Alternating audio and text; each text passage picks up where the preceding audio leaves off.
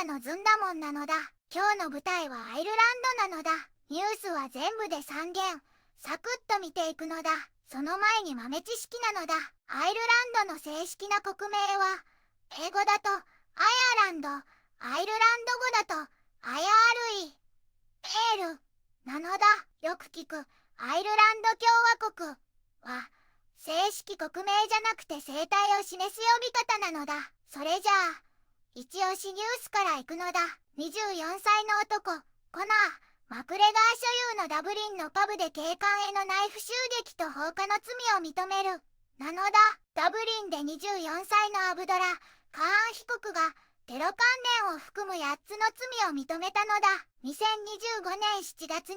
日に、コナー・マクレガーさん所有のパブ、ブラック・フォージ・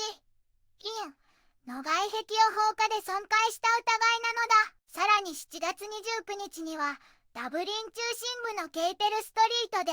警察官2人に刃物を使った傷害と傷害未遂、そして2件の危険行為も含まれているのだ。弁護側は、複雑な心理的背景があると述べていて、裁判所は被害者影響陳述を待つため、審理は3月23日に延期なのだ。被告はそのまま勾留が続くのだ。アイルランドは西ヨーロッパの島国で、首都はダブリンなのだ。長く英国支配の歴史を経て1922年に自治を得、現在は議会制共和制なのだ。人口は約500万人で、IT や製薬、農業、観光が主要産業なのだ。伝統音楽や文学、パブ文化が色濃く、近年は外資系企業の集積と住宅高騰が注目なのだ。一つ目のニュースなのだ。24歳の男、コナー・マクレガー所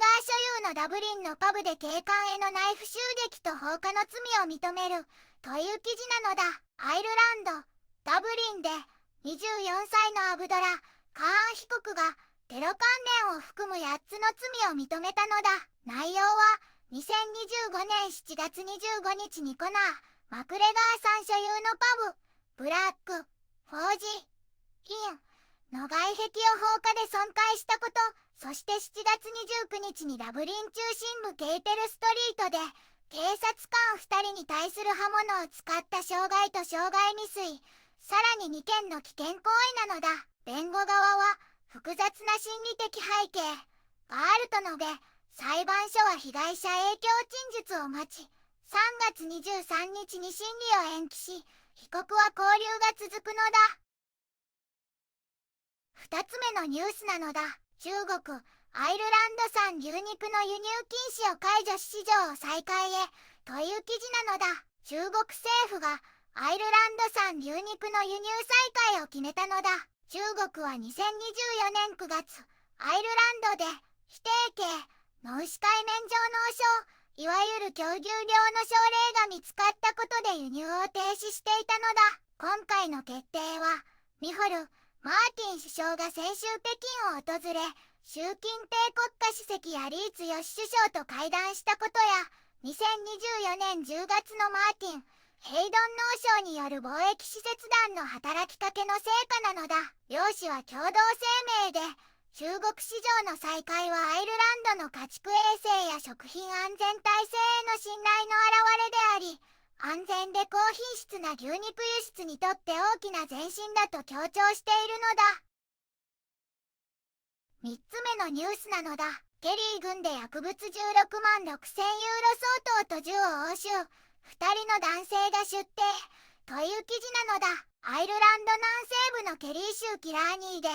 警察ガルダが情報に基づく捜査を行い、ポーランド人の男2人と女1人を車ごと止めて捜索したのだ。土曜午後3時前、この車から約5000ユーロ相当の大麻、ナイフ、携帯電話などの電子機器が見つかったのだ。その後、キラーニーの2カ所の物件を家宅捜索し、合計約8キロ、16万5000ユーロ相当の大麻と1300ユーロ相当の LSD、さらに11丁が押収されたのだ。銃は鑑定に回され、有効な銃が確認される予定なのだ。男2人は日曜夜に起訴され、月曜朝にキラーニー地方裁判所に出廷するのだ。女一人は釈放されたが、関与について捜査書類が検察向けに作成される見込みなのだ。ずんだもん、治安の懸念と経済回復の期待が混在しているアイルランド。安心な社会と活発な交流が両立する未来を願うなのだ。